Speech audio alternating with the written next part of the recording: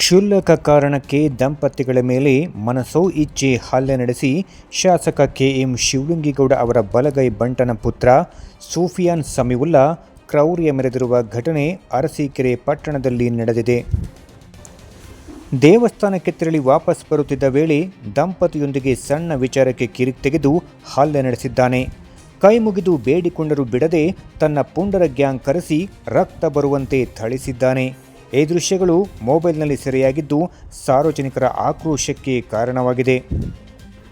ಅಷ್ಟಕ್ಕೂ ನಡೆದಿದ್ದೇನು ಎನ್ನುವುದನ್ನು ನೋಡೋದಾದರೆ ದಂಪತಿಗಳಿಬ್ಬರು ಅರಸೀಕೆರೆ ಪಟ್ಟಣದಲ್ಲಿರುವ ಇತಿಹಾಸ ಪ್ರಸಿದ್ಧ ಶ್ರೀ ಜೇನುಕಲ್ಲು ಸಿದ್ದೇಶ್ವರ ಸ್ವಾಮಿ ರಥೋತ್ಸವದಲ್ಲಿ ಭಾಗಿಯಾಗಲು ಬಂದಿದ್ದರು. ರಥೋತ್ಸವ ದೇವರ ಪೂಜೆ ಮುಗಿಸಿಕೊಂಡು ವಾಪಸ್ ತೆರಳುತ್ತಿದ್ದರು. ಈ ವೇಳೆ ತನ್ನ ಬೈಕ್ನಲ್ಲಿ ವೇಗವಾಗಿ ಬರುತ್ತಿದ್ದ ಸಮೀವುಲ್ಲಾ ಅರಸೀಕೆರೆ ಪಟ್ಟಣದ ಎಪಿಎಂಸಿ ಮುಂಭಾಗ ದಂಪತಿ ತೆರಳುತ್ತಿದ್ದ ಬೈಕ್ಗೆ ಟಚ್ ಮಾಡಿದ್ದಾನೆ.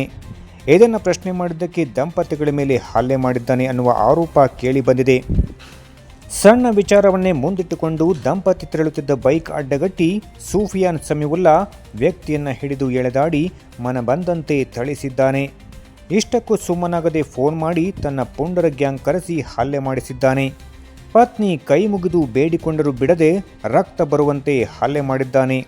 ಅಮಾಯಕ ವ್ಯಕ್ತಿಗೆ ಥಳಿಸುವ ದೃಶ್ಯ ಮೊಬೈಲ್ನಲ್ಲಿ ಸೆರೆಯಾಗಿದ್ದು ಆರೋಪಿಗಳನ್ನು ಕೂಡಲೇ ಬಂಧಿಸುವಂತೆ ಸಾರ್ವಜನಿಕರು ಒತ್ತಾಯಿಸಿದ್ದಾರೆ.